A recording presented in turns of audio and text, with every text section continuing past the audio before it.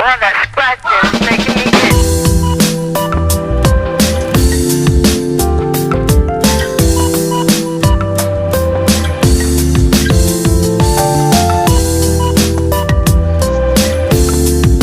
Hello बच्चों, very fresh morning to all of you. तो आज हम एक नया टॉपिक स्टार्ट करेंगे। हमारा जो नया ट्रेंड है, एक ही लेक्चर में पूरा चैप्टर फिनिश्ड, ठीक है। तो आज हम होमी बाबा के लिए 6th स्टैंडर्ड होमी बाबा या बोर्ड के लिए एक बढ़िया सा चैप्टर शूट कर रहे हैं जिसका नाम है force and types of force. लिखो, हेडिंग लिखो, force and type of force. Force and type of force. तो होमी बाबा और बोर्ड के लिए बहुत ही ज्यादा इंपॉर्टेंट चैप्टर है ये, और नीट फाउंडेशन, जेई फाउंडेशन की तरह भी आप इसको ले सकते हो। तो हेडिंग लिखो, force and types of force. Very new, brand new chapter, force and types of force, ठीक है। तो इसमें पहला जनरल ऑब्जर्वेशन और डिस्कशन कर लेते हैं। डिस्कशन क्या क्या होगा, कॉपी पेन निकाल लो, सारी चीजें लिखते जाओ आराम आराम से। डिस्कशन करेंगे थोड़ा सा। डिस्कशन क्या होगा देख लो, आराम आराम से समझो। डिस्कशन क्या होगा कि every day we perform many action. हर रोज हम अलग अलग तरह के एक्शन करते हैं। एवरी डे लिखो, every day we perform, every day we perform many action. हम कई तरह के एक्शन करते हैं। एक्शन मतलब किसी बॉडी को उठाना, चलना, जाना, घूमना, खेलना, दौड़ना, ये सब तरह के एक्शन हो गए, ठीक है। Many action, each action require a force to be applied on the object. हर एक्शन के लिए each action require force applied on object। तो हर एक्शन के लिए क्या लगेगा, फोर्स। सपोज आपको एक एक्शन करनी, क्या करनी है, ये इंक बॉटल पड़ी हुई है, इसको मुझे उठाना है। तो कैसे उठाऊंगा मैं, इस पे फोर्स लगा के। विदाउट फोर्स उठ सकती है क्या ये? नहीं, ठीक है। तो no non living object can move on its own. Okay, no non living object, लिखते जाओ, नो नॉन लिविंग मतलब निर्जीव, no non living object can move by its own. अब देख लो, जो लिविंग ऑब्जेक्ट है वो खुद से चल फिर सकते हैं, दौड़ सकते हैं, एक जगह से दूसरी जगह जा सकते हैं। लेकिन जो नॉन लिविंग ऑब्जेक्ट होते हैं, जैसे कि ये pen is a non living object, एक जगह से दूसरी जगह जा सकती है क्या? नहीं। तो इसको अगर एक जगह से दूसरी जगह ले जाना होगा तो एक तो हमें इसे पुल करना पड़ेगा या पुश करना पड़ेगा। पुल करना पड़ेगा या पुश करना पड़ेगा। तो जो पुल या पुश आप कर रहे हो, that is nothing but force. उसको ही क्या बोलेंगे? फोर्स बोलेंगे। तो आज के चैप्टर में हमें फोर्स और फोर्स के सारे टाइप डिटेल में पढ़ने हैं, ठीक है। तो force is applied to change its position. Okay, force is applied, लिखते जाओ, force is applied to change its position. To change its position, उसकी पोजीशन चेंज करने के लिए क्या अप्लाई करना पड़ेगा? फोर्स अप्लाई करना पड़ेगा। क्या अप्लाई करना पड़ेगा? फोर्स अप्लाई करना पड़ेगा। When object is in motion, when object is in motion, force is required to stop it, force is required to stop it। उसको रुकाने के लिए भी क्या लगेगा? फोर्स लगेगा। ओके, और लास्टली ओके, अगर आपको मोशन की डायरेक्शन चेंज करनी है, to change the direction,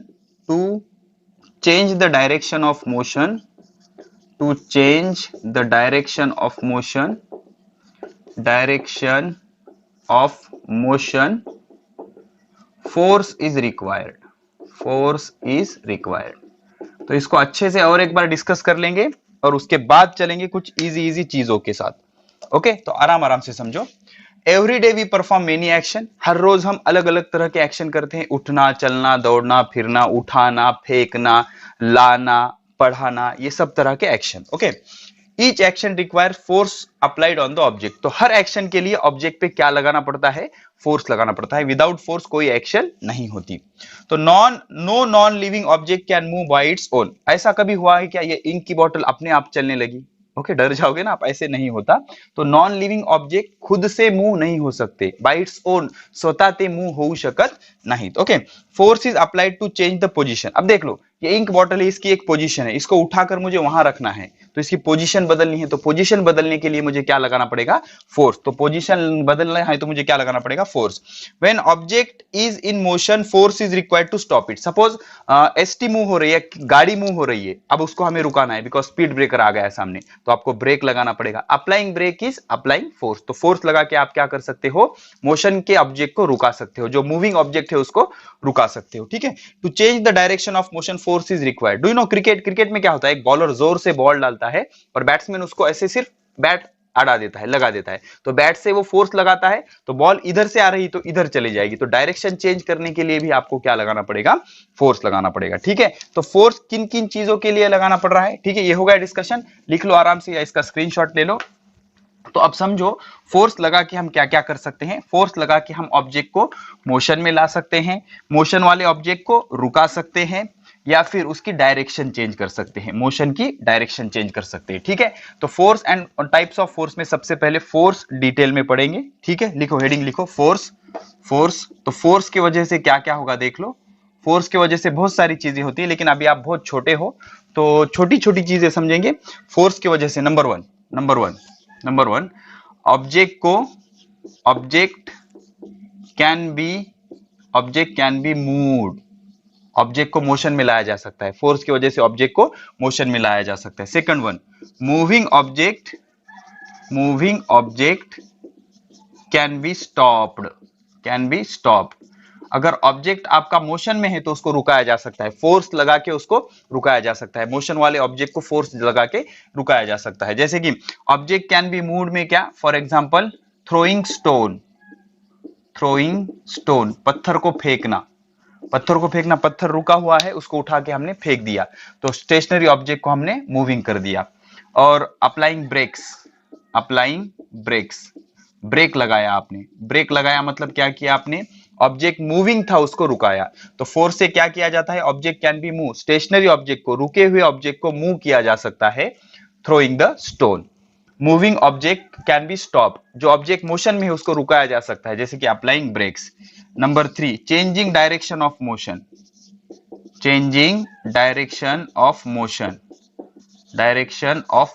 motion की डायरेक्शन चेंज की जा सकती है। For example hitting cricket ball, cricket का बॉल आ रहा है, बॉलर ने बॉल डाला और क्रिकेट जो बैट्समैन होता है, बैट्समैन ने उसको कट कर दिया ऐसे, तो उसकी डायरेक्शन चेंज हो जाती है, ठीक है ना। तो रुके हुए ऑब्जेक्ट को मूव कराने के लिए, मूविंग ऑब्जेक्ट को रुकाने के लिए, या फिर मोशन की डायरेक्शन चेंज करने के लिए जो कुछ भी हम अप्लाई करते हैं उसे क्या कहा जाता है? फोर्स। क्या कहा जाता है? फोर्स, ठीक है। तो फोर्स की हम डेफिनेशन कर लेते हैं। लिखो फोर्स की डेफिनेशन लिखो, द पुश और पुल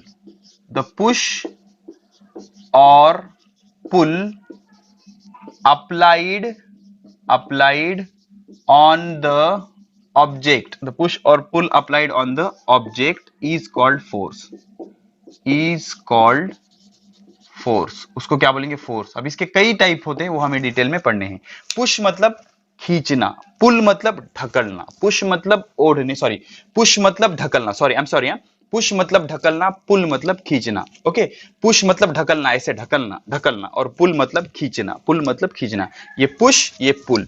तो ये पुश और ये पुल दोनों को मिला के क्या बोलेंगे? फोर्स, या दोनों में से एक को क्या बोलेंगे? फोर्स।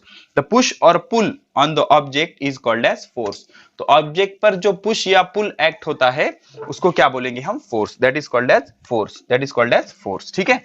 देखिए, चलो ठीक है, अब इसके बाद बढ़ते हैं। अब इसमें से कुछ इंपॉर्टेंट चीजें समझ लो।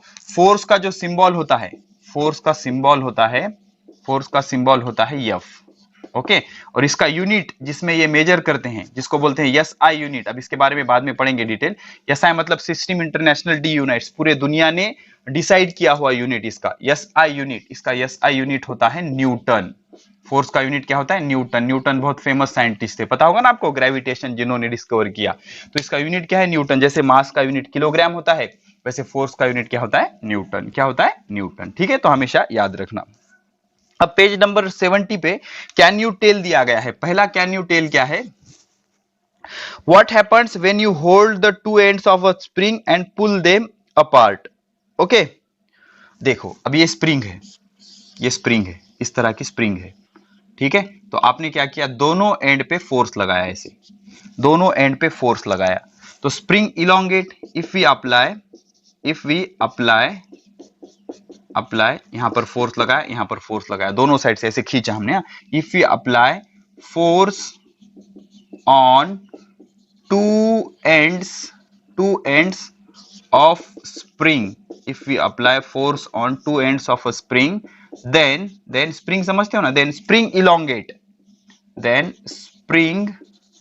elongate, उसकी स्प्रिंग क्या हो जाएगी, इलोंगेट हो जाएगी, खिंच जाएगी, spring elongate and it's size changes, उसका साइज क्या हो जाएगा, चेंज हो जाएगा, फोर्स लगाने की वजह से उसका साइज क्या हो जाएगा, चेंज हो जाएगा। तो यहां पर नई एक चीज पता चली, फोर्स के वजह से शेप और साइज भी चेंज हो सकता है, फोर्स के वजह से शेप और साइज भी चेंज हो सकता है। ठीक है, अब उसके बाद what happened when blacksmith hammers a red hot piece of iron.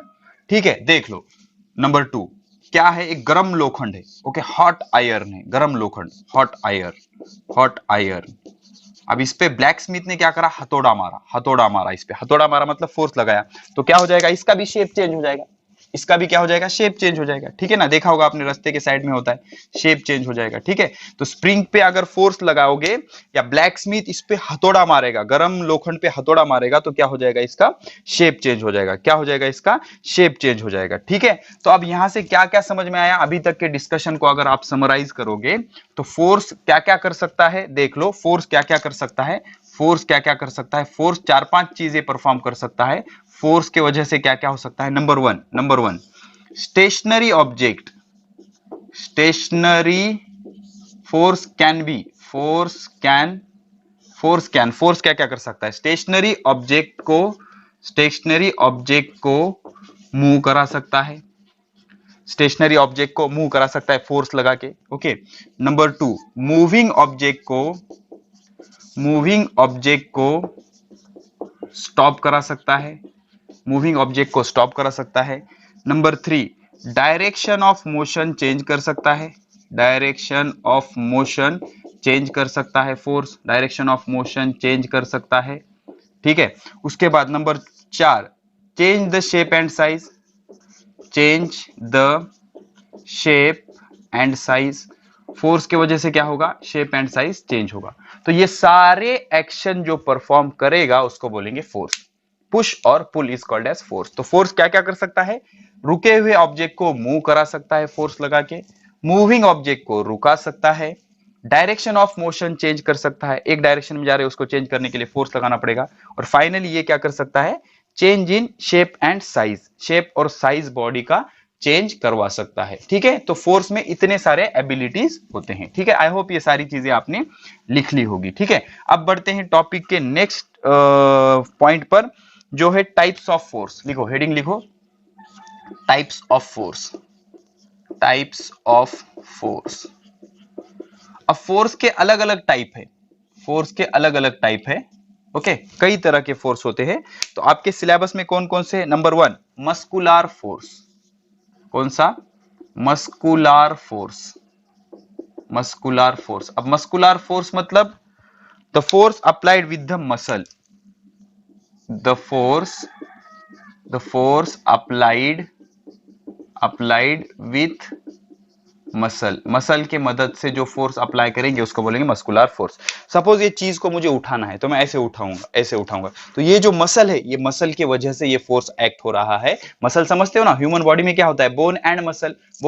तो ये जो मसल है, मसल के वजह से जो फोर्स लगेगा that is called as muscular force, उसको क्या बोलेंगे, मस्कुलर फोर्स। उसके बाद मैकेनिकल फोर्स, बहुत ज्यादा इंपॉर्टेंट है। Second one mechanical force. तो अब फोर्स लगाने के लिए अलग अलग तरह के मशीन्स हम यूज करते हैं, जैसे क्रेन है, क्रेन के मदद से हम किसी एक्सीडेंटल व्हीकल को उठाएंगे, जो नदी में गिर गया है, पूल में गिर गया, उसको ऐसे उठाएंगे। जाक है, जाक की मदद से आप क्या करोगे, व्हीकल को उठाओगे, तो इसको क्या बोलेंगे, mechanical force with the help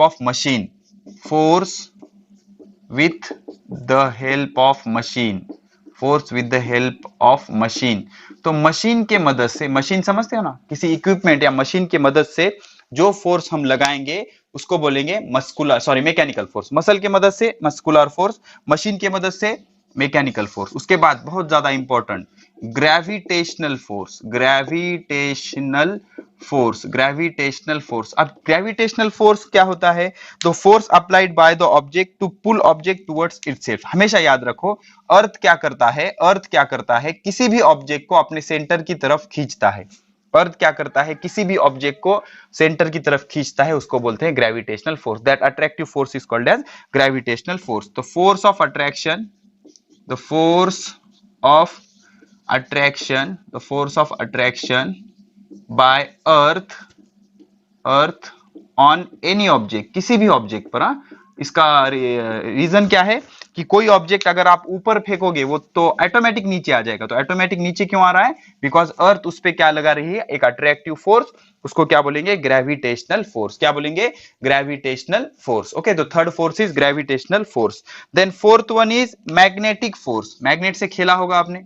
magnet से, मैग्नेट किसे कहते हैं? मैग्नेट एक ऐसा सब्सटेंस होता है जो मेटल को अट्रैक्ट करता है, ब्लैक कलर का होता है, मेटल को अट्रैक्ट करता है।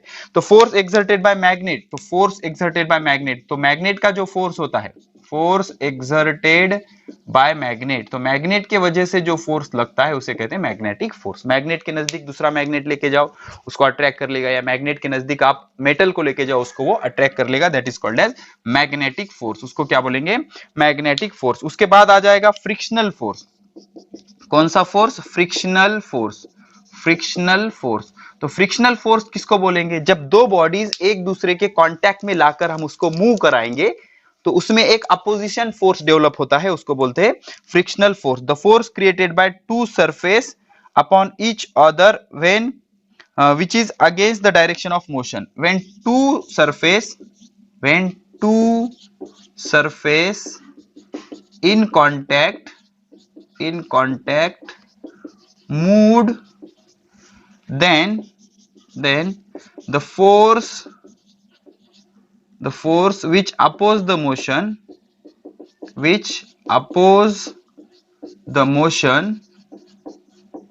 उसको क्या बोलेंगे? Frictional force. उसको क्या बोलेंगे? Frictional force. देखो हमारे गाड़ी के टायर क्यों खराब हो जाते हैं? फ्रिक्शन की वजह से। जो रास्ता होता है, रोड होता है, रफ होता है और टायर उस पर घिस जाते हैं, तो ये जो घिसने के वजह से फोर्स डेवलप हो रहा है उसको बोलेंगे फ्रिक्शनल फोर्स। तो दो सरफेस अगर एक दूसरे के कांटेक्ट में है तो ये मोशन हो रही है, ये मोशन को एक फोर्स अपोज कर रहा है, that force is called as frictional force. उसको क्या बोलेंगे? Frictional force. और लास्ट वन है, sixth one is electrostatic force. कौन सा?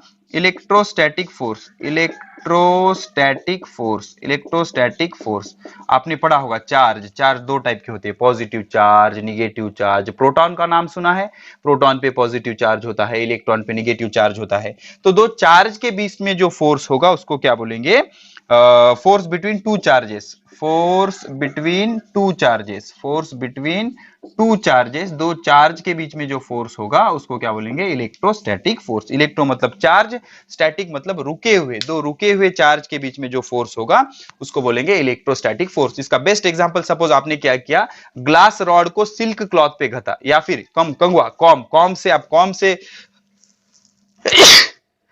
अल्हम्दुलिल्लाह, कॉम से आप क्या करो, एयर पे या हमारे हेयर पे, बालों पे कॉम से घिसो ऐसे, और उसके नजदीक कागज के टुकड़े लाओ, तो वो कॉम को, वो कंगवे को कागज के टुकड़े चिपक जाएंगे। That is electrostatic force. तो मस्कुलर फोर्स मसल से होता है, मैकेनिकल फोर्स मशीन का फोर्स, ग्रेविटेशनल फोर्स अर्थ किसी भी ऑब्जेक्ट को अपनी तरफ अट्रैक्ट करती है, that is gravitational force, magnetic force magnet वाला फोर्स, फ्रिक्शनल फोर्स दो चीजों को एक दूसरों पे घिसोगे तो एक फोर्स डेवलप होगा जो मोशन को अपोज करेगा, दैट इज फ्रिक्शनल फोर्स। उसके बाद इलेक्ट्रोस्टैटिक फोर्स, इलेक्ट्रोस्टैटिक फोर्स मतलब दो चार्ज के बीच के फोर्स को क्या बोलेंगे? Electrostatic force. अब इतने टाइप हमें एक एक से डिटेल में पढ़ने हैं, डिटेल में इसके एग्जांपल देखना है, सारी चीजें हमें पढ़ने हैं, चैप्टर हमारा खत्म हो जाएगा। उसके बाद आखिरी में हम कुछ बढ़िया बढ़िया से क्वेश्चन भी सॉल्व करेंगे इसके, ठीक है? तो एक ही लेक्चर में हम पूरा चैप्टर फिनिश कर देंगे, ठीक है?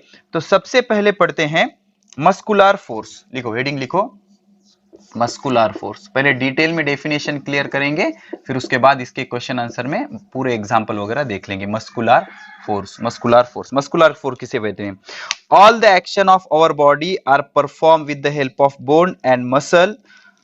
ऑल द एक्शन, लिखो, all the action of our body is performed is performed with the help of bone. bone मतलब हड्डी, हाड़. bone and muscle bone and muscle bone and muscle. These movements are called muscular force. These movements are called muscular force. इसको क्या बोलेंगे? Muscular force. समझ रहे हो? कोई भी एक्शन करो, आप एक्सरसाइज करो, किसी चीज को उठा के लाओ, मैं लिख रहा हूं, ये सारे एक्शन में किसके मदद से कर रहा हूं? बोन एंड मसल की मदद से.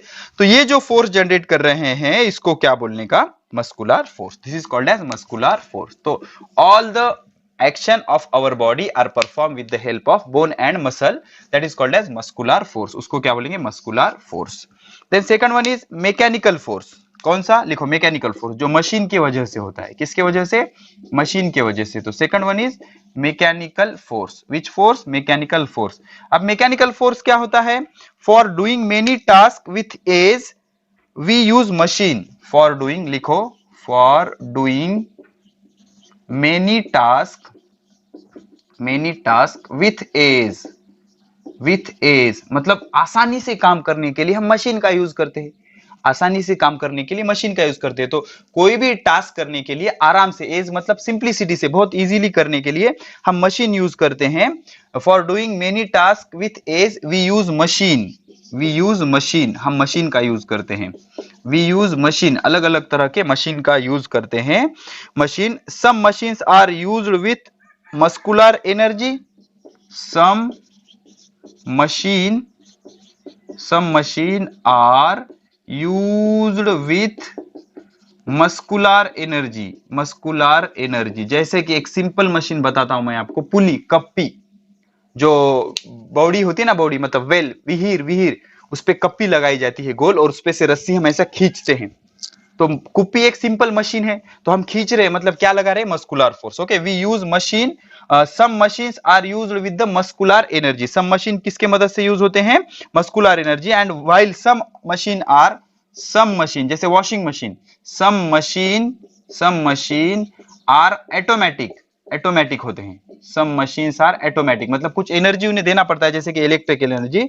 विच वर्क ऑन द इलेक्ट्रिसिटी और fuel. Which work on electricity, जो करंट पे काम करते हैं, इलेक्ट्रिसिटी और fuel. Which work on electricity और फ्यूल. लिखते जाओ. विच वर्क ऑन इलेक्ट्रिसिटी और fuel. The force applied by this machine is called mechanical force. The force by this machine is called mechanical force. इनको क्या बोलेंगे?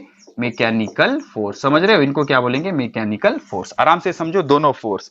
हम daily life में जो भी एक्शन परफॉर्म करते हैं, वो सारे मूवमेंट्स बोन और मसल के मदद से करते हैं. तो इन सारे फोर्स को कहा जाएगा मस्कुलर फोर्स. अब for doing many task with ease, दैनंदिन जीवनात या रेगुलर लाइफ में अलग अलग तरह के टास्क इजीली करने के लिए वी यूज मशीन. हम मशीन का यूज करते हैं. Some machines are used with muscular energy. सब मशीन्स मसल्स के एनर्जी से यूज होती है. And some machines are automatic. कुछ मशीन ऑटोमेटिक होती है, जिसमें के विच वर्क्स ऑन इलेक्ट्रिसिटी, जिन्हें इलेक्ट्रिक सप्लाई दिया जाता है, या फ्यूल, उसमें गैस तेल वगैरह डाला जाता है, या पेट्रोल डीजल वगैरह डाला जाता है. तो the force applied by this machine is called as mechanical force. Screenshot ले लो. इसको क्या बोलेंगे? Mechanical force. तो दोनों फोर्स हमने डिटेल में क्लियर किए. एक मस्कुलर फोर्स, दूसरा मैकेनिकल फोर्स. तो मस्कुलर फोर्स मतलब डेली लाइफ में हम जो भी एक्शन करते हैं वो बोन और मसल के मदद से करते हैं, उसको बोलेंगे that is called as muscular force. और मशीन के मदद से जो कुछ भी फोर्स अप्लाई किया जाता है, मशीन जो फोर्स अप्लाई करती है, उसको बोलेंगे मैकेनिकल फोर्स. अब सबसे ज्यादा इंपॉर्टेंट ग्रेविटेशनल फोर्स. लिखो, ग्रेविटेशनल फोर्स. अब ग्रेविटेशनल फोर्स किसको बोलेंगे? ओके, तो क्या होता है? अर्थ पुल एवरी ऑब्जेक्ट, अर्थ पुल और attract every object towards its center with force called gravitational force. इसको क्या बोलेंगे? Gravitational force. अच्छे से समझो, बहुत इंपॉर्टेंट पॉइंट बताऊंगा इसमें। Called gravitational force. तो किसी भी ऑब्जेक्ट को अर्थ क्या करता है? अपनी तरफ खींच लेता है, अपनी तरफ खींच लेता है। That attractive force is called as gravitational force. आपको कैसे पता लगा सर? ये पेन मैं ऊपर फेंक रहा हूं, ऑटोमेटिक नीचे आ रही है। नीचे क्यों आ रही है? बिकॉज अर्थ उसको अपने तरफ खींच रही है। तो ये जो खींचने वाला फोर्स है इसको बोलेंगे gravitational force. Gravitational force it is weakest force. It is weakest force. एक ऐसा फोर्स होता है वीकेस्ट, मतलब सबसे वीक होता है। अगर वीक नहीं होता तो हम चिपक जाते हैं अर्थ को, ठीक है ना? तो it is weakest force of universe. सबसे वीक फोर्स होता है। It is the weakest force of universe, ठीक है? उसके बाद ये जो है यूनिवर्सल फोर्स है। यूनिवर्सल आप कितने भी दूर चले जाओ, कितने भी दूर चले जाओ, पूरे यूनिवर्स में एग्जिस्ट करता है। मतलब मून और अर्थ में है, अर्थ और सन में है, पूरे यूनिवर्स में है। इसलिए इसको क्या बोलेंगे? Universal force. क्या बोलेंगे? Universal force. उसके बाद flow of river, flow of water, flow of water in river, flow of water in river. ये होमी बाबा के लिए इंपॉर्टेंट पॉइंट है। नदी में जो पानी बहता है ना, flow of water in river is due to gravitational force. किस वजह से फ्लो होता है? Gravitational force. ओके, जैसे अब हम ऊपर फेंकने वाली ऑब्जेक्ट ऑटोमेटिक नीचे आ रहा है, वैसे ही ऊपर से पानी नीचे क्यों आ रहा है? Because of gravitational force, because of gravitational force. उसके बाद एटमॉस्फियर, एटमॉस्फियर मतलब ये जो हवा पकड़ी हुई है अर्थ ने, एटमॉस्फियर को पकड़ के रखा है। Atmosphere is held by earth, atmosphere is held by earth because gravitation, because gravitation. तो किसके वजह से? ये इंपॉर्टेंट पॉइंट है होमी बाबा के लिए, ग्रेविटेशन की वजह से। किसकी वजह से? ग्रेविटेशन की वजह से। तो एटमॉस्फेयर को अर्थ ने पकड़ रखा है, किस वजह से? ग्रेविटेशन की वजह से। किस वजह से? ग्रेविटेशन की वजह से, ठीक है? तो ये इसका फोर्स किसने डिस्कवर किया? सर आइजैक न्यूटन ने डिस्कवर किया, ठीक है? या फिर लॉ दिया सर आइजैक न्यूटन ने 17th सेंचुरी में डिस्कवर किया, 17th सेंचुरी में डिस्कवर किया, 17th सेंचुरी में। तो इतनी चीजें आप ग्रेविटेशनल फोर्स के बारे में याद रख लेना, ठीक है? तो क्या क्या होता है? अर्थ हर ऑब्जेक्ट को अपने सेंटर की तरफ खींच लेती है with a force, it is called as gravitational force. ये वीकेस्ट फोर्स होता है, वीक होता है और यूनिवर्सल होता है। पूरी दुनिया में हम इसको अप्लाई कर सकते हैं। नदी में पानी जो बहता है, it is because of gravitational force. उसके बाद एटमॉस्फेयर को पकड़ रखा है अर्थ ने, because of gravitational force. Moon जो होता है अर्थ के सराउंडिंग में घूम रहा है, बिकॉज ऑफ ग्रेविटेशनल फोर्स। अर्थ घूम रहा है सन के सराउंडिंग में, बिकॉज ऑफ ग्रेविटेशनल फोर्स। तो gravitational force is a universe force. अलग अलग तरह के एक्शन ग्रेविटेशनल फोर्स की वजह से हो जाते हैं, ठीक है? अब उसके बाद नंबर आता है मैग्नेटिक फोर्स का। किसका? मैग्नेटिक फोर्स का। अब मैग्नेटिक फोर्स मतलब क्या? दो मैग्नेट के बीच का जो फोर्स होता है उसको क्या बोलते हैं? Magnetic force. The force exerted by magnet is called as magnetic force. लिखो, द फोर्स exerted या exerted by magnet, the force exerted by magnet is called magnetic force. इसको क्या बोलेंगे? Magnetic force. तो मैग्नेट जो फोर्स एक्सर्ट कर रहा है इसको बोलेंगे मैग्नेटिक फोर्स। इसको क्या बोलेंगे? Magnetic force. All magnetic substance will be pulled due to magnet. सारे मेटल जो होते हैं उसको क्या बोलते हैं? Magnetic substance. All magnetic material मतलब मेटल हो सकते हैं। All magnetic materials are pulled by magnet. Pulled मतलब खींच लेता है, अट्रैक्ट कर लेता है। पुल्ड और attracted by magnet due to magnetic force. किस वजह से? Magnetic force. अब मैग्नेट की आपको अगर डिटेल चाहिए, तो मैग्नेट कुछ इस तरह का होता है। देख लो, आराम से समझो, हायर लेवल का बता रहा हूं। ये मैग्नेट कंसीडर करेंगे हम। तो मैग्नेट को दो पोल होते हैं, हमेशा याद रखना। मैग्नेट को दो पोल होते हैं, एक होता है साउथ पोल, एक होता है नॉर्थ पोल। इसको बोलेंगे साउथ पोल और दूसरा होता है north pole. Okay, north pole, ठीक है? South pole, north pole. तो मैग्नेट के दो पोल होते हैं, साउथ पोल और नॉर्थ पोल। मैग्नेट में दो प्रॉपर्टीज होती है, एक होती है अट्रैक्टिव प्रॉपर्टी, दूसरी होती है डायरेक्टिव प्रॉपर्टी। अट्रैक्टिव प्रॉपर्टी मतलब किसी भी मेटल को वो अट्रैक्ट कर लेगा, या मैग्नेट को अट्रैक्ट कर लेगा। That is called as attractive property. और अगर आप मैग्नेट को सेंटर में बांध के ऐसे घुमाओगे तो वो हमेशा साउथ नॉर्थ डायरेक्शन में रेस्ट हो जाता है। ईस्ट वेस्ट में कभी रेस्ट नहीं होगा, साउथ नॉर्थ में रेस्ट हो जाएगा, उसको डायरेक्टिव प्रॉपर्टी बोलेंगे। और यही प्रॉपर्टी की मदद से मैग्नेट का यूज हम मैग्नेटिक नीडल में करते हैं, जिसकी मदद से हम डायरेक्शन भी पता कर सकते हैं। ठीक है, तो साउथ नॉर्थ डायरेक्शन में रेस्ट हो जाता है। जो मैग्नेट का एंड साउथ डायरेक्शन की तरफ होता है उसको बोलते हैं साउथ पोल, और जो मैग्नेट का एंड नॉर्थ पोल की तरफ होता है उसको हम बोलते हैं नॉर्थ पोल। क्या बोलते हैं? North pole. ठीक है, अब उसके बाद when two piece of smooth papers, okay, उसके बाद आता है फ्रिक्शनल फोर्स। लिखो, नेक्स्ट हेडिंग लिखो, frictional force. Frictional force, frictional force. Frictional force किसको बोलेंगे? तो फ्रिक्शनल फोर्स क्या होता है? When two surface are rubbed against each other the force of friction is created. लिखो पहला point, definition, when two surface rubbed, rub मतलब घिस जाते हैं, rubbed against each other then force of friction is created, force of friction is created। मतलब अगर आप दो ऑब्जेक्ट को एक दूसरों पे घिसोगे तो क्या जनरेट होगा? फोर्स ऑफ फ्रिक्शन जनरेट होगा।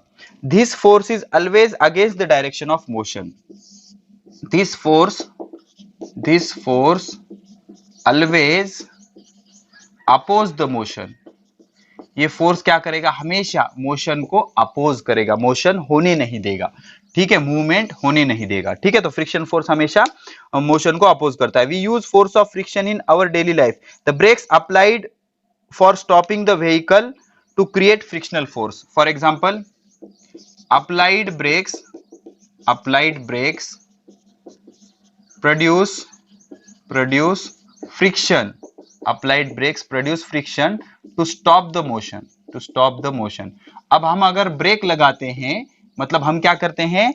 एक ऑब्जेक्ट को दूसरे ऑब्जेक्ट पे फ्रिक्शन कराते हैं। ठीक है ना, ऐसे ऐसे ब्रेक लगाते ही ऐसे एक्ट हो जाएगा ना, वो मोशन के चक्के पे वो रुका देगा, उसको मोशन को अपोज कर देगा। Applying brake provide friction to stop the motion को क्या कर देगा? वो स्टॉप कर देगा। उसके बाद second one, we can walk on earth due to friction. अब फ्रिक्शन के वजह से हम चल सकते हैं। अदरवाइज सपोज केले के छिलके पर, केळाच्या छिलक्यावर तुमचा पाय जर पडला, आपका पैर गिर गया, तो फिसल जाओगे ना आप। या फिर इमेजिन करो बहुत बड़ा ग्लास है, कांच के ऊपर तेल है, ऑयल है, अब उस पे चलने की कोशिश करो, चल सकते हो क्या? नहीं। तो हम अर्थ पे चल सकते हैं बिकॉज ऑफ फ्रिक्शन।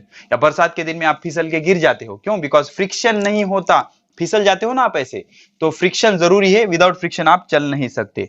ओके, उसके बाद the force of friction can increase और डिक्रीज अवर रिक्वायरमेंट। फोर्स बढ़ाया जा सकता है या घटाया जा सकता है हमारे रिक्वायरमेंट के हिसाब से। तो two surface rubbed against each other then force of friction is created. दो सरफेस को एक दूसरे पे घिसोगे तो फोर्स ऑफ फ्रिक्शन क्रिएट होगा। ये फोर्स हमेशा मोशन को अपोज करता है। फॉर एग्जांपल, ब्रेक लगाते हो मतलब फोर्स ऑफ फ्रिक्शन लाते हो आप, और आप चल सकते हो बिकॉज ऑफ फ्रिक्शन। तो फ्रिक्शन डिपेंड्स ऑन, फ्रिक्शन किस पे डिपेंड करता है? Friction depends on nature of surface. Surface का नेचर कैसा है, इस पे फ्रिक्शन डिपेंड करता है। अगर आपका सरफेस रफ है, ROUGH, रफ, खड़बड़ित, रफ है, तो फ्रिक्शन मोर होगा, फ्रिक्शन ज्यादा होगा। ओके, और अगर आपका सरफेस स्मूथ है, गुड़गुड़ित है, स्मूथ है, तो फ्रिक्शन कम होगा। यही कारण होता है कि अगर रोड खराब है आपका, तो टायर जल्दी खराब हो जाते हैं। बिकॉज रोड अगर रफ होगा तो फ्रिक्शन ज्यादा होगा, टायर जल्दी खराब हो जाएंगे। और अगर आपका रोड स्मूथ होगा तो टायर जल्दी खराब नहीं होगा। ठीक है, तो फ्रिक्शन कैसे होता है? रफ सरफेस में ज्यादा होता है, स्मूथ सरफेस में कम होता है। तो इसको क्या बोलेंगे? Frictional force. क्या बोलेंगे? Frictional force. अब लास्ट आ जाता है इलेक्ट्रोस्टैटिक फोर्स। कौन सा? Electrostatic force. लिखो, इलेक्ट्रोस्टैटिक फोर्स। क्या बोलेंगे? Electrostatic force. अब आराम से समझना क्या होता है electrostatic force. Spread the small paper on the table, rub the piece of thermocol on inflated balloon, silk cloth and bring it near the piece। Okay, क्या करो? एक टेबल पे क्या करो? पेपर के पीसेस लो, कागज को फाड़ के छोटे छोटे उसके पीसेस बना के ऐसे रखो। अब क्या करो? एक थर्माकोल लो। थर्माकोल समझते हो ना? थर्माकोल को बलून पे घिसो, और इस थर्माकोल को पेपर के पास नजदीक लाओ, तो क्या होगा? ये इसको अट्रैक्ट कर लेगा। या फिर कंगवा होता है ना, कंगवा, भांग पाड़ायची, कंगवा कॉम करने का, और कागज के टुकड़े के पास पकड़ो इसको, ये क्या कर लेगा? अट्रैक्ट कर लेगा। ठीक है, उसके बाद ओके तो ये किस वजह से होता है? इलेक्ट्रोस्टैटिक फोर्स की वजह से। किस वजह से होता है ये? इलेक्ट्रोस्टैटिक फोर्स की वजह से होता है। ठीक है, static electricity. Okay, the force between two charge at rest, simple, the force between two charge at rest is called electrostatic force. उसको क्या बोलेंगे? Electrostatic force. ओके, अब कागज के टुकड़े कॉम के तरफ अट्रैक्ट होंगे या ग्लास रॉड की तरफ अट्रैक्ट होंगे, ये किस वजह से होगा? This is because of electrostatic force. किसकी वजह से? Electrostatic force. ठीक है, अब लास्ट पॉइंट चैप्टर का, इसको और पढ़ेंगे आगे हम। लास्ट पॉइंट चैप्टर का कंबाइंड फोर्स। कौन सा? Combined force. ओके, लिखो कंबाइंड फोर्स, हेडिंग लिखो कंबाइंड फोर्स। तो कंबाइंड फोर्स किसको बोलेंगे? देख लो, कंबाइंड फोर्स किसको बोलेंगे? All times, at times a variety of force acts together. लिखो, एट टाइम्स, किसी एक टाइम पे, at times variety of force acts together, at time variety of force acts together. एक ही टाइम पे बहुत सारे फोर्स एक्ट होते हैं ऑन अ सिंगल ऑब्जेक्ट, एक ही ऑब्जेक्ट पे, on a single object. Such action is due to combined force, such action is due to combined force. तो ये एक्शन किस वजह से होगी? कंबाइंड फोर्स की वजह से होगी। तो एक ही टाइम बहुत सारे फोर्स अगर ऑब्जेक्ट पे एक्ट करेंगे तो उसको बोलेंगे कंबाइंड फोर्स। ठीक है, एक ही टाइम, आगे देखेंगे इसके एग्जांपल हम, एक ही टाइम पे बहुत सारे फोर्स अगर एक्ट करेंगे तो उसको क्या बोलेंगे हम? Combined force. क्या बोलेंगे? Combined force. ठीक है, अब इसके एक्सरसाइज स्टार्ट करते हैं। मैच द कॉलम से। चलो फटाफट करो, मैच द कॉलम। दो कॉलम है ए और बी, इनको हमें मैच कराना है। तो ए कॉलम में क्या है? An ox pulling cart, an ox मतलब बैल, पुलिंग कार्ट मतलब बैलगाड़ी को खींच रहा है एक बैल। उसके बाद lifting heavy iron object with crane, lifting heavy object with crane समझते हो ना? क्रेन। उसके बाद थर्ड वन है weight with spring balance, weight with spring balance. एक मशीन होती है spring balance, weight with spring balance. उसके बाद applying brakes to bicycle, applying brake लगाना। ठीक है, पांचवा picking up piece of paper with plastic scale, picking उछलने, picking piece of paper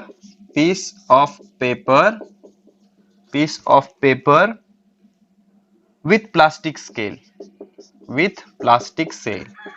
plastic scale. Okay, अब यहां पर इसके टाइप दिए गए, मैग्नेटिक फोर्स, उसके बाद इलेक्ट्रोस्टैटिक मस्कुलर,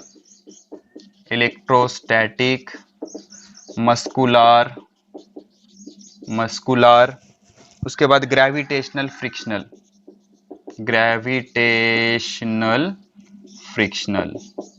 ओके, अब आराम से समझिए, सिंपल। ब्रेक अप्लाई करना क्या है? ब्रेक अप्लाई करना is a frictional force, simple. Brake apply करना is a frictional force. Okay, उसके बाद एन ऑक्स पुलिंग कार्ट, बैलगाड़ी को खींचना, ये मस्कुलर फोर्स है।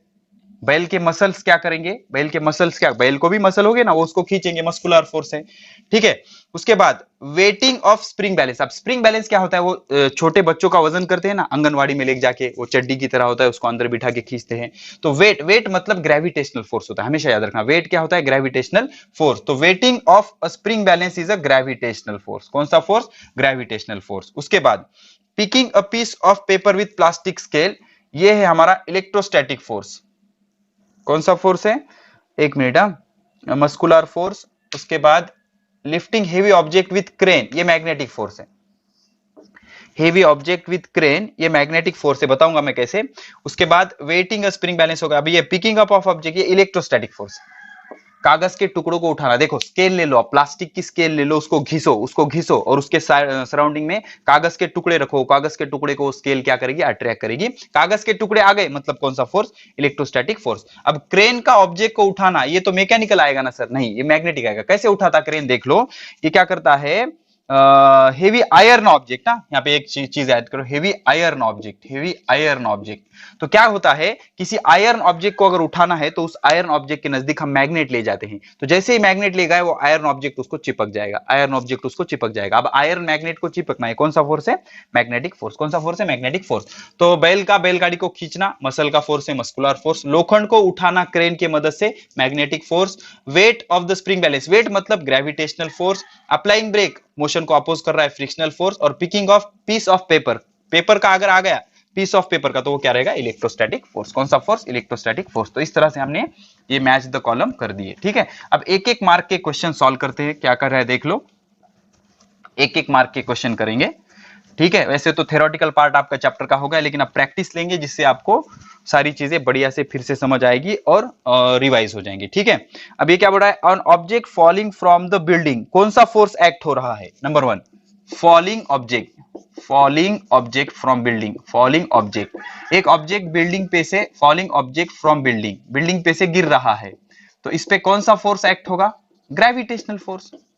किसी ऑब्जेक्ट को आपने ऊपर से फेंका, वो नीचे गिर रहा है, क्यों गिर रहा है, ग्रेविटेशनल फोर्स, बिकॉज अर्थ, अब ये पेन को मैं ऐसे फेंक रहा हूं, नीचे आ रहा है, क्यों आ रहा है, ग्रेविटेशनल फोर्स, अर्थ उसको अपनी तरफ अट्रैक्ट कर रही है, ठीक है। An aeroplane flying in the sky, aeroplane, aeroplane की spelling AERO, AERO, aeroplane, aeroplane flying in the sky, इस पे कौन कौन से फोर्स एक्ट होते हैं, फ्लाइंग इन स्काई, ठीक है, फ्लाइंग इन द स्काई। तो सबसे पहले इस पे फोर्स एक्ट होगा मैकेनिकल फोर्स, मैकेनिकल फोर्स से हमने एरोप्लेन को स्टार्ट किया, इंजन होता है ना उसमें, मैकेनिकल फोर्स, ठीक है। मैकेनिकल फोर्स के बाद मस्कुलर फोर्स, मस्कुलर फोर्स कैसा, बिकॉज उसमें एरोप्लेन में एरो पायलट होगा ना, पायलट होगा, पायलट हाथ से मूव करेगा, तो मस्कुलर फोर्स।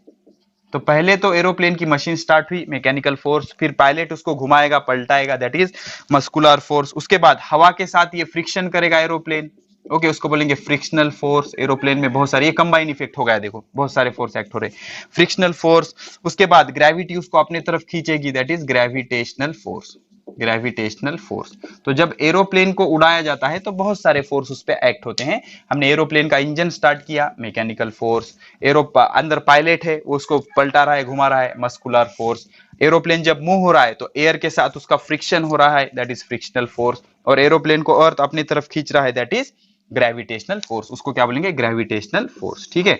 थर्ड वन, तीसरा example, squeezing sugar cane juice with squeezer, गन्ने का जूस निकालना, ओके, स्क्वीज किया जाता है ना, उसको दबाया जाता है, squeezing, okay, S Q U, S Q U, S Q U double E, squeezing sugar cane, गन्ने का जूस निकाला जाता है, शुगर केन, शुगर केन मतलब गन्ना, ओके, शुगर केन का जूस निकाला जाता है। तो इसमें कौन कौन से फोर्स एक्ट होते हैं, पहले तो वो मशीन होती है छोटी सी, ऐसे ऐसे घुमाया जाता है, अब कई बार इलेक्ट्रिकल मशीन भी आ गई है आजकल, तो अगर उसको हाथ से घुमाओगे तो मस्कुलर एनर्जी यूज होगी, या फिर उसको इलेक्ट्रिकली ऑपरेट होगा तो करंट यूज होगा, ठीक है ना। तो गन्ने से जूस निकालने में कौन कौन से फोर्स आएंगे, मैकेनिकल फोर्स, मशीन है ना, तो मशीन का फोर्स क्या होगा, mechanical force, okay, mechanical force हो गया। उसके बाद मसल लगाओगे, मस्कुलर फोर्स, ओके, हाथ से घुमाओगे, मस्कुलर फोर्स, या फिर ऑपरेटेड मशीन होगी, मस्कुलर फोर्स। और इसमें फ्रिक्शनल फोर्स भी होगा, कौन सा फोर्स, फ्रिक्शनल फोर्स।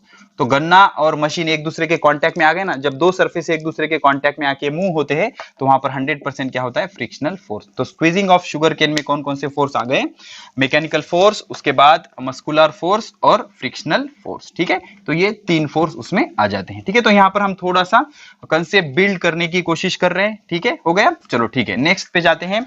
नेक्स्ट क्या बोल रहा है, winnowing food grain, winnowing, winnowing समझते हो ना, विनोइंग मतलब वो जो हम घर पे करते हैं ना यार, हवा छूटती है ऊपर से नीचे ढकलते हैं, उसमें का लाइटर पार्टिकल उड़ जाते हैं, विनोइंग, उधड़ने, winnowing food grains, food grains आपके गांव की तरफ होता होगा, विनोइंग फूड ग्रेन्स। तो इसमें क्या क्या यूज होता है, इसमें पहले तो मस्कुलर फोर्स यूज होता है, मस्कुलर फोर्स, मस्कुलर फोर्स कैसे, हम टोकरे में उठा के उसको ऐसे ऐसे ऐसे करते हैं ना, तो मस्कुलर फोर्स यूज होता है। दूसरा ग्रेविटेशनल फोर्स, ग्रेविटेशनल फोर्स कैसा, हम ग्रेन्स को ऊपर से फेंक रहे हैं, तो ऊपर से फेंकने के बाद ग्रेन्स ऑटोमेटिक नीचे आ जा रहा है, बिकॉज अर्थ उसको अपने तरफ खींच रही है, इसलिए कौन से फोर्स, ग्रेविटेशनल फोर्स। कौन से फोर्स, ग्रेविटेशनल फोर्स। ठीक है, चलो लिख लो, हो गया, ठीक है। अब हम क्या करेंगे, हर फोर्स का एक एक एग्जाम्पल देंगे, ये समझना बहुत ज्यादा जरूरी है, हर फोर्स का एक एक एग्जाम्पल देंगे। ठीक है, पहला example muscular force, muscular force का एग्जाम्पल। और मस्कुलर फोर्स की डेफिनेशन क्या होती है, बोलो, muscular force, force due to muscle is called as muscular force, उसको क्या बोलते हैं, मस्कुलर फोर्स। अब इसका example, coolie lifting the luggage uses muscular force. जो कूली होता है ना, कूली मतलब जो वजन उठाता है, कूली नंबर 1 गोविंदा, ओके। तो जो कूली होता है, coolie, coolie lift luggage, luggage को उठाता है, वो जो सामान होता है उसको उठा देता है, coolie lift the luggage with muscular force, with muscular force. ठीक है ना, मस्कुलर फोर्स से कूली क्या करता है, लगेज को उठा देता है। इसीलिए जो कूली होते हैं उनके मसल बहुत स्ट्रांग होती है, बिकॉज वो बार बार यूज होते हैं ना। तो coolie lift the luggage with the muscular force. Second one, gravitational force, gravitational force. अब इसके इनफाइनाइट नंबर ऑफ एग्जांपल्स हैं। अर्थ का सन के सराउंड में घूमना, मून का अर्थ के सराउंड में घूमना, ठीक है, ये सारे क्या है, ग्रेविटेशनल फोर्स है। ठीक है, तो एक एग्जांपल ले लेंगे, earth revolve around sun due to gravitational force. किस वजह से, ग्रेविटेशनल फोर्स की वजह से। या rocket takes off from the ground due to gravitational force. Okay, okay, rocket जो होता है, रॉकेट टेक ऑफ होता है, रॉकेट जो उड़ता है, रॉकेट टेक ऑफ, रॉकेट जो टेक ऑफ होता है, rocket take off from the rocket take off from ground using mechanical energy. तो ये क्या करता है, वर्क करता है अगेंस्ट ग्रेविटेशनल फोर्स। ये अर्थ है, रॉकेट को ऊपर जाना है, रॉकेट को अर्थ अपनी तरफ खींच रहा है, कौन से, ग्रेविटेशनल फोर्स से, लेकिन इसको ऊपर जाना है ना, तो ये अगेंस्ट काम करेगा, इस फोर्स के अगेंस्ट काम करेगा। ओके, तो ये ग्रेविटेशनल फोर्स रॉकेट को अपनी तरफ खींचेगा, लेकिन रॉकेट में जो मशीन है वो ग्रेविटेशनल फोर्स के अगेंस्ट काम करेगी। ठीक है, अब उसके बाद तीसरा, मैकेनिकल फोर्स। मैकेनिकल फोर्स, जो मशीन के वजह से फोर्स होते हैं उसको क्या बोलते हैं, मैकेनिकल फोर्स। तो मैकेनिकल फोर्स के एग्जांपल क्या है, वॉशिंग मशीन। क्या है, washing machine, very simple, washing machine में कपड़े का घूमना इलेक्ट्रिक एनर्जी से यूज होता है, वॉशिंग मशीन। उसके बाद वाटर पंप, पानी की मशीन, वाटर पंप। ठीक है ना, ये तो फूड प्रोसेसर, फूड पे प्रोसेसिंग करना, तो ये सारे इसमें क्या होता है, मशीन यूज है, सारे मशीन है, तो ये क्या हो जाएंगे, this will be the mechanical force. ये सारे क्या है, मैकेनिकल फोर्स है। अब आ जाते हैं इलेक्ट्रोस्टैटिक फोर्स। अब इसके एग्जांपल अच्छे से समझो, electrostatic force. Okay, electrostatic force, तो इलेक्ट्रोस्टैटिक फोर्स के एग्जांपल देखो, एबोनाइट एक मटेरियल होता है प्लास्टिक की तरह, एबोनाइट। उसके बाद प्लास्टिक, उसके बाद ग्लास, उसके बाद सिल्क, ओके, उसके बाद थर्माकोल। तो ऐसी चीजें अगर आप एक दूसरे पे घिसोगे, ebonite, plastic, glass, silk, thermocol, ऐसी चीजें अगर आप एक दूसरे पे घिसोगे, तो घिसने के वजह से वहां पर एक फोर्स जनरेट होता है, चार्ज का ट्रांसफर होता है। ये आगे हायर स्टैंडर्ड में डिटेल में पढ़ोगे आप। तो एबोनाइट को घिस के इसके नजदीक अगर आप कागज के टुकड़े लाओगे, तो कागज के टुकड़े को ये अट्रैक्ट कर लेगा। प्लास्टिक को घिस के, जैसे कि स्केल है, स्केल को घिसोगे और उसके नजदीक कागज के टुकड़े लाओगे, तो वहां पर एक मोशन आपको ऑब्जर्व होगी। ग्लास का रॉड अगर सिल्क क्लॉथ पे घिसोगे, तो वहां पर भी कागज के टुकड़े लेके जाओ, उसके नजदीक एक मोशन ऑब्जर्व होगी। तो ये जो मोशन होती है, this is called as electrostatic force. उसको क्या बोलेंगे, इलेक्ट्रोस्टैटिक फोर्स। अब उसके बाद आ जाता है फ्रिक्शनल फोर्स। फ्रिक्शनल फोर्स क्या है, हम जमीन पे चल सकते हैं बिकॉज ऑफ फ्रिक्शन, फ्रिक्शन की वजह से चल सकते हैं। गाड़ी जमीन पे मूव हो रही है बिकॉज ऑफ फ्रिक्शन। उसके बाद मैग्नेटिक फोर्स। मैग्नेटिक फोर्स क्या है, देख लो, magnetic force is used in gadget like doorbell. Doorbell में मैग्नेटिक फोर्स यूज होता है, डोरबेल में हम दबाते हैं, छोड़ देते हैं, ऑटोमेटिक जाता है, तो डोरबेल में मैग्नेटिक फोर्स यूज होता है।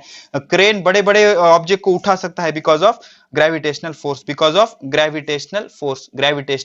फोर्स की वजह से। ठीक है, अब उसके बाद कुछ कंसेप्ट हम डिस्कस करते हैं। Give the reason. Number one देखो, अब मैं एक्सप्लेन करूंगा, आप आराम से लिख लेना। Machines are oiled time to time. देखो, मशीन में बार बार ऑयल डाला जाता है। अब देखो, मशीन क्या होती है, मशीन में हर पार्ट मूव होते रहता है, कुछ पार्ट एक दूसरे के कांटेक्ट में आने के बाद मूव होते रहते हैं। तो मशीन में फ्रिक्शन होता है, क्या होता है, फ्रिक्शन, और फ्रिक्शन की वजह से एनर्जी का लॉस हो सकता है, एनर्जी का लॉस हो सकता है, बहुत सारी एनर्जी लॉस हो सकती है, या आपके मशीन के पार्ट खराब हो सकते हैं, दो ऑब्जेक्ट एक दूसरे पे घिस जाएंगे, मशीन के पार्ट खराब हो जाएंगे। तो अगर ये खराब नहीं होने देना है तो आपको क्या करना पड़ेगा, उसमें ऑयल डालना पड़ेगा, ऑयल या ग्रीस। तो ये ऑयल या ग्रीस किसका काम करता है, लुब्रिकेंट का, किसका, लुब्रिकेंट का, और लुब्रिकेंट डालने से अब फ्रिक्शन कम होगा, फ्रिक्शन कम होगा, तो फ्रिक्शन कम होगा तो आपकी एनर्जी भी सेव होगी, एनर्जी भी सेव होगी, और पार्ट भी आपके खराब नहीं होंगे, मशीन के पार्ट भी खराब नहीं होंगे, और आपकी एनर्जी भी सेव होगी। ठीक है, तो मशीन में बार बार ऑयल क्यों डाला जाता है, to reduce the friction, friction कम करने के लिए, टू रिड्यूस फ्रिक्शन, और फ्रिक्शन कम हो जाने से क्या हो जाएगा, एनर्जी सेव होगी, आपकी एनर्जी सेव होगी, एनर्जी सेव होगी, और उसके बाद आपकी मशीन भी खराब नहीं होगी, वियर एंड टीयर नहीं होगा, वियर टीयर मतलब खराब होना, वियर एंड टीयर नहीं होगा, मशीन का वियर एंड टीयर नहीं होगा, मशीन खराब होगी क्या, नहीं होगी। ठीक है, उसके बाद powder is sprinkle on the carrom board.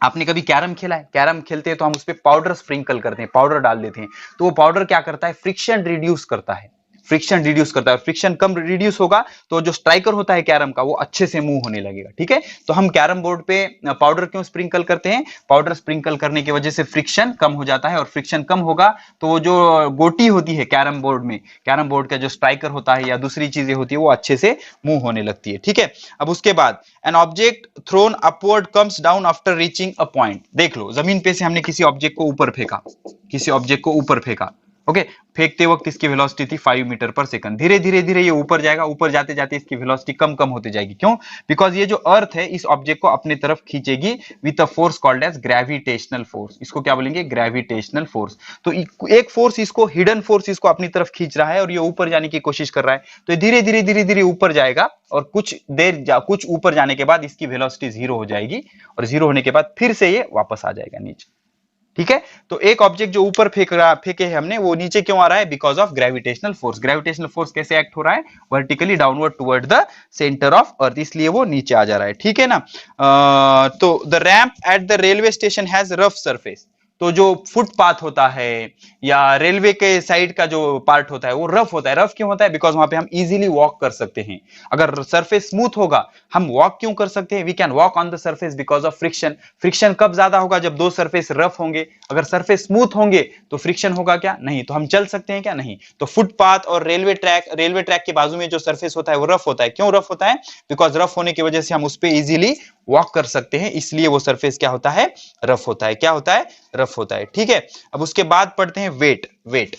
Wait क्या होता है, वेट मतलब क्या, वेट मतलब क्या, वेट मतलब क्या, ग्रेविटेशनल फोर्स एक्टिंग ऑन, लिखो, gravitational force acting on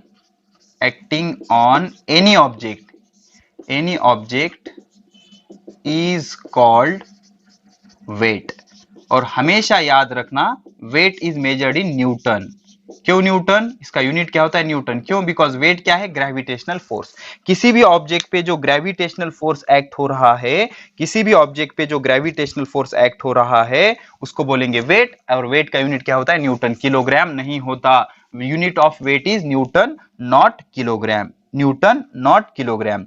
which machine runs on muscular force, machine runs on muscular force, लिखो, machine runs on muscular force. तो ऐसे मशीन जो मस्कुलर फोर्स पे चलते हैं उन मशीन की हम लिस्ट करेंगे। Machine works on muscular force. Number 1, bullock cart. Bullock cart मतलब बैलगाड़ी। बैलगाड़ी एक मशीन है जो मस्कुलर फोर्स पे चलती है। उसके बाद हॉर्स कैरेज, घोड़ा टांगा, horse carriage, horse carriage spelling देख लेना आप, हॉर्स कैरेज। ठीक है, उसके बाद बाइसिकल, बाइसिकल भी मस्कुलर फोर्स पे चलती है, बाइसिकल। ठीक है, उसके बाद ग्राइंडिंग स्टोन, ग्राइंडिंग स्टोन मतलब जो चक्की होती है ना, ग्राइंडिंग स्टोन, जो फिराते हैं ऐसे आटा घर पे हमारे, ठीक है, चक्की, ग्राइंडिंग स्टोन। उसके बाद हैंड कार्ट, ठीक है, ये सारे मशीन हैं जो मस्कुलर फोर्स पे चलते हैं। उसके बाद प्लफ, PLOUGH, प्लफ, मिट्टी के घड़े वगैरह हम बनाते हैं ना, प्लफ। ओर्स ऑफ बोट, और ऑफ बोट, जो बोट चलाई जाती है लकड़ी की मदद से, पीछे ढकला जाता है, ठीक है। तो ये सारे मशीन जो होते हैं वो मस्कुलर फोर्स पे चलते हैं। ओके, किस पे चलते हैं? मस्कुलर फोर्स पे। ओके, उसके बाद फुटबॉल का खेलना, ये मशीन हो गई, मशीन हो गई, ठीक है। उसके बाद for which action in our day to day life we use muscular force. तो डे टू डे लाइफ के एक्शन बताऊंगा मैं जिसमें हम मस्कुलर फोर्स यूज करते हैं, ठीक है। Day to day action in which muscular force is uses, जिसमें क्या यूज होता है? मस्कुलर फोर्स यूज होता है। डे टू डे एक्शन बताओ जिसमें मस्कुलर फोर्स यूज होता है। तो कौन कौन से एक्शन है? लिफ्टिंग ऑफ लगेज, लगेज का उठाना, देख लो, लिफ्टिंग ऑफ लगेज, लगेज का उठाना, जो कूली लगेज को उठाता है, किससे उठाता है? मस्कुलर फोर्स से। उसके बाद carrying school bag, carrying school bag, जो स्कूल बैग आप कैरी करते हो, कैरिंग स्कूल बैग, किसके मदद से? मस्कुलर फोर्स के मदद से। उसके बाद राइडिंग बाइसिकल, बाइसिकल का चलाना, राइडिंग बाइसिकल, राइडिंग बाइसिकल, ठीक है, BICYLE, स्पेलिंग देख लेना आप, राइडिंग बाइसिकल। उसके बाद प्लेइंग गेम, प्लेइंग गेम खेलना, playing games like football, cricket, football, football इसमें मसल यूज होते हैं, फुटबॉल, क्रिकेट, ठीक है ना, इस तरह के गेम खेलना, या फिर हॉकी, वेट लिफ्टिंग, ये सारे जो गेम्स है या फिर ये सारे जो एक्शन है इसमें हम क्या करते हैं? मस्कुलर फोर्स यूज करते हैं। कौन सा फोर्स यूज करते हैं? Muscular force. तो we use muscular force in all of these actions, ठीक है। तो इन सारे एक्शन में कौन से फोर्स यूज हो जाते हैं? मस्कुलर फोर्स यूज होते हैं। कौन से फोर्स यूज होते हैं? मस्कुलर फोर्स, ठीक है। अब उसके बाद देखेंगे which force acts upon aeroplane taking of into sky. Aeroplane पे कौन कौन से फोर्स एक्ट होते हैं? AEROPLA, यानी एक बार देखा है हमने एरोप्लेन पे, तो सबसे पहले मैकेनिकल फोर्स, उसमें इंजन होगा ना, मैकेनिकल फोर्स, मैकेनिकल फोर्स की वजह से उसका इंजन स्टार्ट हो जाएगा। उसके बाद मस्कुलर फोर्स, मस्कुलर फोर्स किसका? जो पायलट होगा ना, वो पायलट मस्कुलर फोर्स लगाएगा। Third one gravitational force, gravitational force, earth उसको अपनी तरफ खींचेगी, ग्रेविटेशनल फोर्स।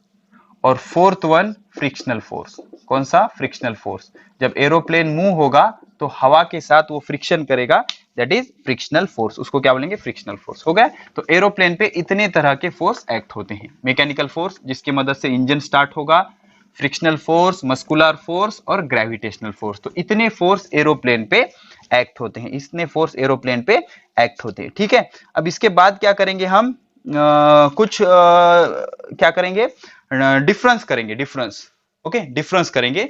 डिफरेंस किसके बीच का? पहले तो मस्कुलर फोर्स लिखो, मस्कुलर फोर्स, और इधर लिख लो मैकेनिकल फोर्स, मैकेनिकल फोर्स, इसका डिफरेंस करेंगे। तो मस्कुलर फोर्स क्या होता है? The force created by muscle in our body, लिखो, force created by muscle in our body, MUSCLE, muscle in our body is called muscular force, is called muscular force। तो इसको क्या बोलेंगे? muscular force। ओके, और mechanical force, the force due to machines या force created by machine, force created by machine. तो machine जो force create करते हैं, created by machine, is called mechanical force. इसको क्या बोलेंगे? मैकेनिकल फोर्स बोलेंगे। क्या बोलेंगे? Mechanical force. Okay, muscular force created due to energy created by food we eat. तो ये मस्कुलर फोर्स कहां से जनरेट होता है? Muscular force is produce by energy from food we eat. हर रोज हमें खाना क्यों खाना पड़ता है? बिकॉज खाना खाने से क्या होगा? एनर्जी मिलेगी, और इस एनर्जी से ये मस्कुलर फोर्स काम करता है। मैं खाना ही नहीं खाऊंगा तो पढ़ा सकूंगा क्या? नहीं। और इसमें क्या होता है? एनर्जी कहां से जनरेट होती है? इलेक्ट्रिसिटी या फ्यूल। एनर्जी कहां से जनरेट होती है? Energy for mechanical force is generated from electricity. Electricity current से आती है, या इसमें हम फ्यूल डाल देते हैं, पेट्रोल वगैरह, ठीक है। तो फ्यूल या इलेक्ट्रिसिटी से इसमें एनर्जी आ जाएगी, ठीक है। स्क्रीनशॉट ले लो। तो फ्यूल से या फिर इलेक्ट्रिसिटी से मशीन चलते हैं, तो मशीन के लिए एनर्जी कहां से आती है? इलेक्ट्रिसिटी या फ्यूल से, इलेक्ट्रिसिटी या फ्यूल से एनर्जी आ जाती है। ठीक है, तो इस तरह से एक डिटेल में हम जा रहे हैं फोर्स और टाइप्स ऑफ फोर्स से। ठीक है, आई होप आपको सारी चीजें समझ में आ रही होंगी। ठीक है, अच्छे से देख लेना, बार बार देखना। उसके बाद आते हैं force of friction, friction force और ग्रेविटेशनल फोर्स।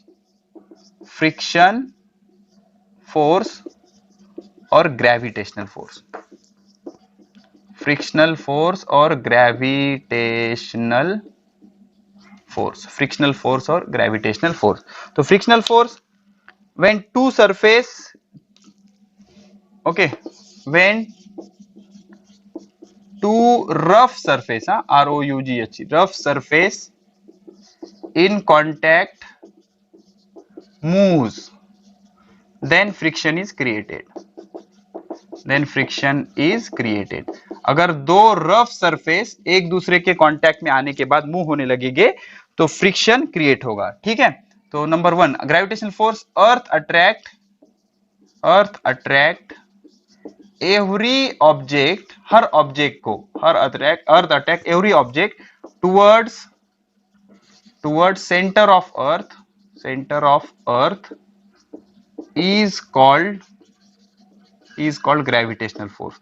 जब भी जरूरत हो पॉज करके सारे नोट्स अच्छे से लिखते जाओ, पॉज करके लिखते जाओ। Centre of earth is called as gravitational force. Okay, अब ये जो होता है friction oppose the motion, friction oppose the motion always, हमेशा ही फ्रिक्शन क्या करेगा, मोशन को अपोज करेगा।